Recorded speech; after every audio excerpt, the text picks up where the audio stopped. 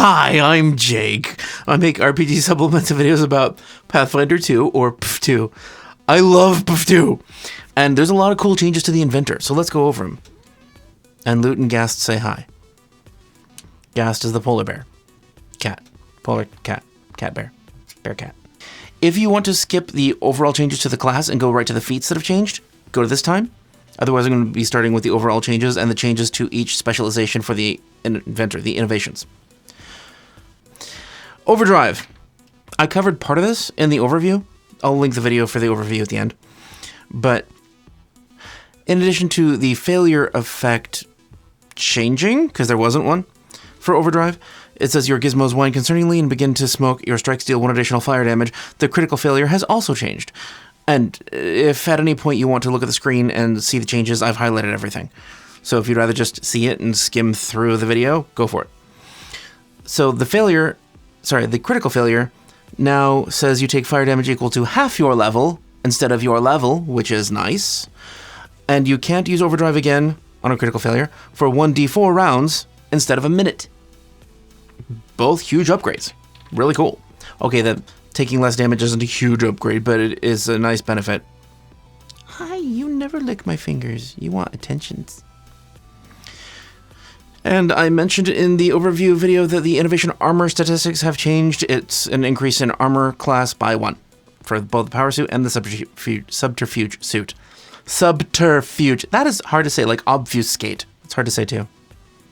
The otherworldly protection was just really updated to work correctly with void damage instead of negative damage and vitality damage instead of positive damage and spirit damage and sanctification. So in addition to gaining resistance to void damage or vitality damage, you gain the same amount of resistance to spirit damage, which is great. I mean, it's a minor benefit, but sure, it's a little hole in your armor stitched up. I just want to say one thing here. Phlogistonic Regulator, great name for anything. Oh, your breath, how do you fart from your mouth? So that's it for armor innovation changes. Weapon innovation. This is most of the changes for the Inventor, the weapon innovations.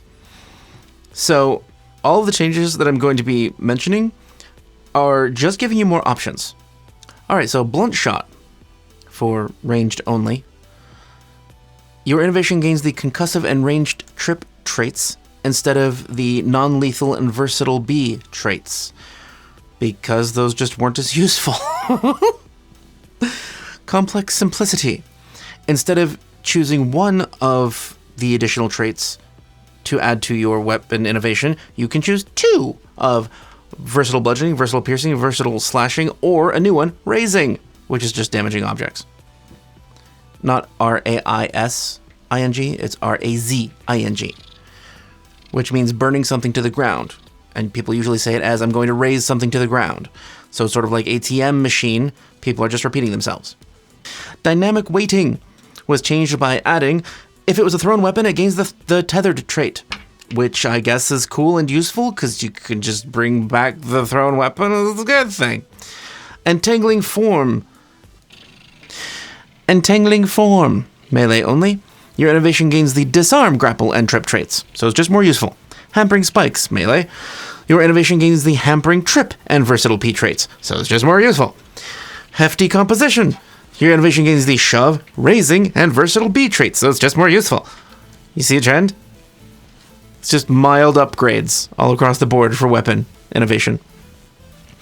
Pacification tools. Melee only.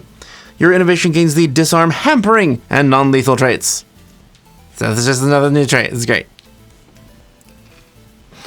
Alright, now on to breakthrough innovations, so level 7 innovation changes.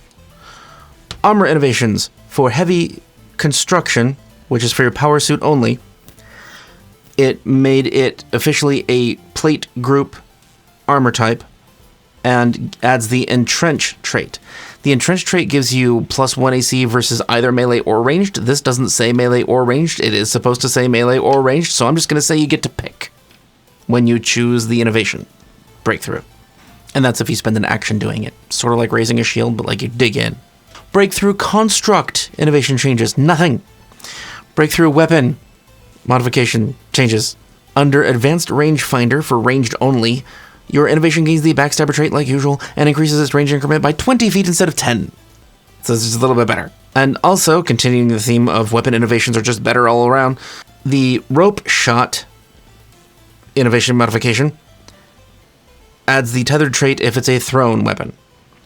The Tangle Line modification adds the Parry trait to your thrown weapon as well.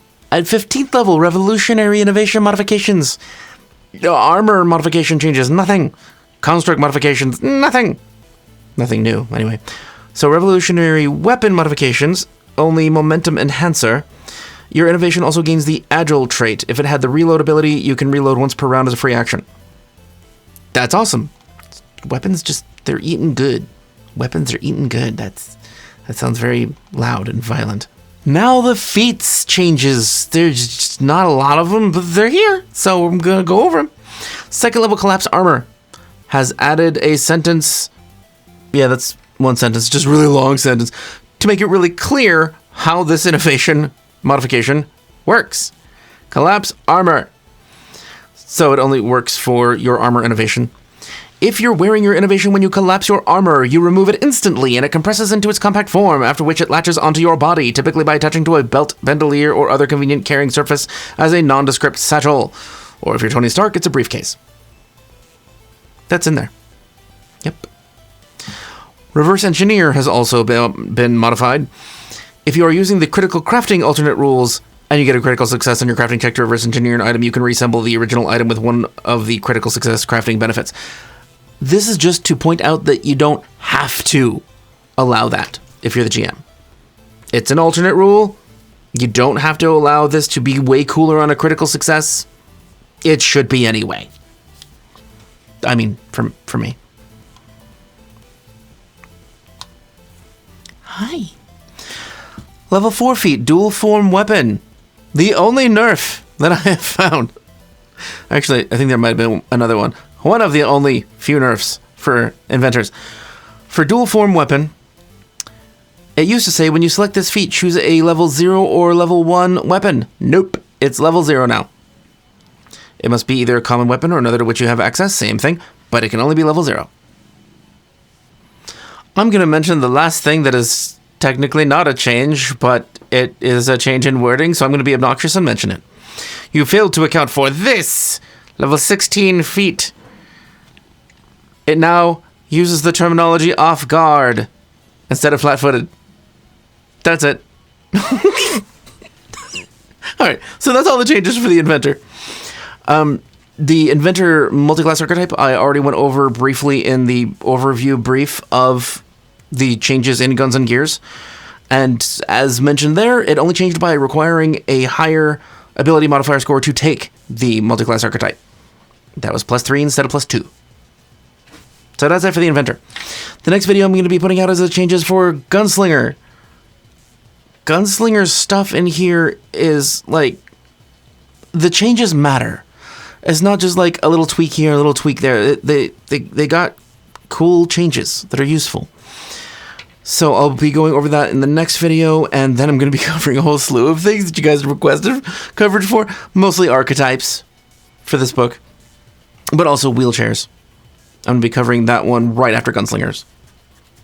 Before I go further, I want to mention that there's a bunch of these available now on our website, which is wisdomcheckcreations.com, or on our YouTube store, which might just be below this video, or on the homepage of this channel. And it's Storm, so she made these, and she makes dice, so if you order this, you're gonna get a D20, because she just has to include something. It's like, you can't have an empty bag, it has to have something in it. That's not listed, that's just what she'll throw in, because she will. But thank you for lending me your ears and eyes, or just one or the other. It's fine. If you're a patron, thank you for being here and helping take care of the channel and the kitties. If you would like to chat with some like-minded nerds, go to the Discord link in the description. If you are interested in becoming a patron, and the Patreon link is down below in the description as well. If you donate $5 a month or more, you get entered into a drawing to win one of the many random things behind me. Like this thing, 80mm D20. Or maybe some kitty fur. I'm just kidding. That comes free with every package. Really hope you're not allergic to cats if you get something from us, because that might be a problem. And if you pledge at the highest level on Patreon, you will gain an item made by me every month, time to chat with me if you want, and also a random set of dice or random gaming related thing for free every month. If you want to see some of my War of Immortals coverage, it's here. If you want to see the rest of the playlist that is linked to this video, it's right there. And thank you for being here. And Gas would like you to rub his belly. Alright, see you in the next video.